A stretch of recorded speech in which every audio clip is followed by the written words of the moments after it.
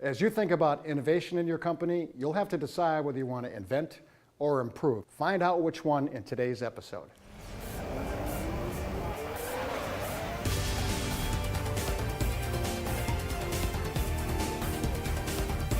One of the biggest decisions you will ever make is whether you're going to invent or not.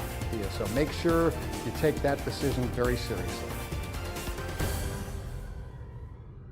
So people ask me all the time, what is the difference between inventing and improving? Come on, you know the answer to that. But let me explain something to you.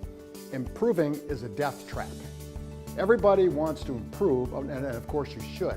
And the reason they do is because improving is easy. Make this one a little bit better and everybody will be happy, and we'll feel like we did our job. Now, I'm not saying you shouldn't continually improve, because you should. You have to continually increase your margins, lower your costs, increase your market penetration, all of those things. But if that's all you do, you won't be around in 10 years.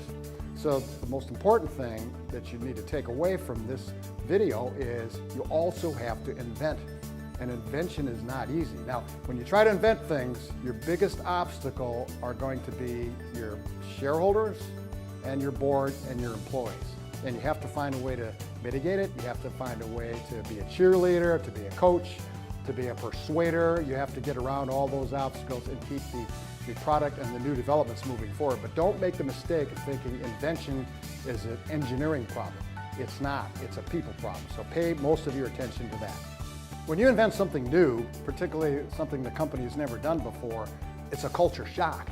People walk around going, oh my God, what does this mean to me? Am I going to have a job when it's done? I don't understand this new technology, because they're used to walking in, checking their brains at the door, doing their thing, making the donuts, and then leaving. So you have to re-engage the culture and get it used to the idea and get it immersed in the idea of inventing new things and plowing new ground. When Miller Ingenuity introduced the Zone Guard product, one of the things that we needed to be careful of in terms of the culture was we didn't want the people that were associated with that product to be considered the cool kids. When you introduce a new, sexy, cool, and exciting thing for people to do, that you don't let them get labeled as new kids. You don't let them behave that way.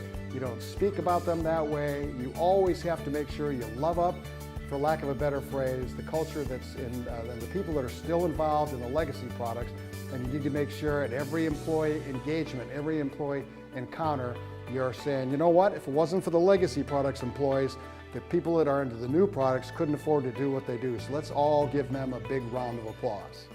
As you're sitting around thinking about how to invent new products, the first thing I don't want you to do is go talk to your board and your shareholders about this grand scheme that you have of inventing a brand new thing that probably won't work. If you look at the failure rates of new product development, depending on who you talk to, it's between 85 and 95%.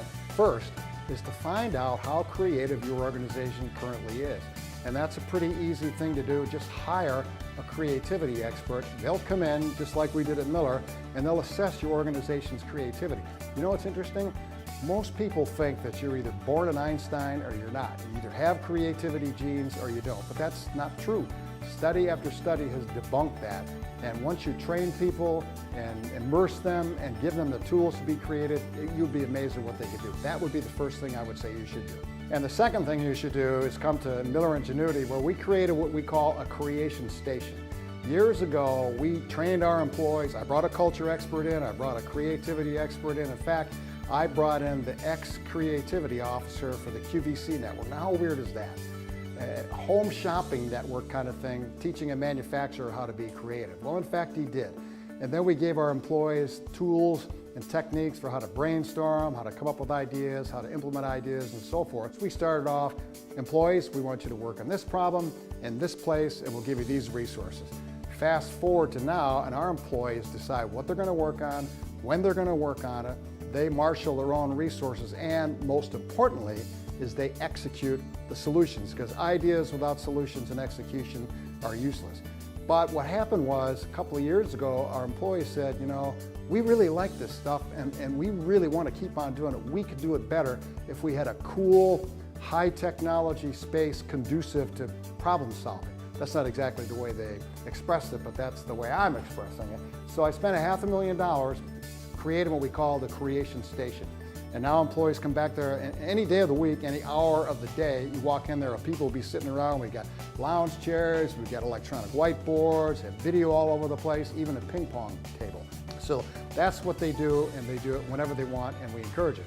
But here's the important thing. You can't tell employees, I expect you to spend 20% of your time in Creation Station, but you still gotta make the donuts. So what I did is I hired 20% more people to give them the time and the space to make that happen. And that's really important.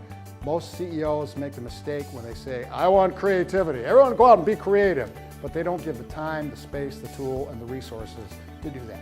And what we've also done is we opened it up to other companies. As a community resource, I let the universities come in, I let other businesses come in, they see how we do what we do, they use it to do the same thing. One of the biggest decisions you will ever make, in fact, I would argue it is the single biggest decision you will ever make, is whether you're going to invent or not. And be very careful and deliberate in that decision, because if you decide to just improve, bye-bye. You won't be the CEO in a couple of years, I guarantee you. So make sure you take that decision very seriously.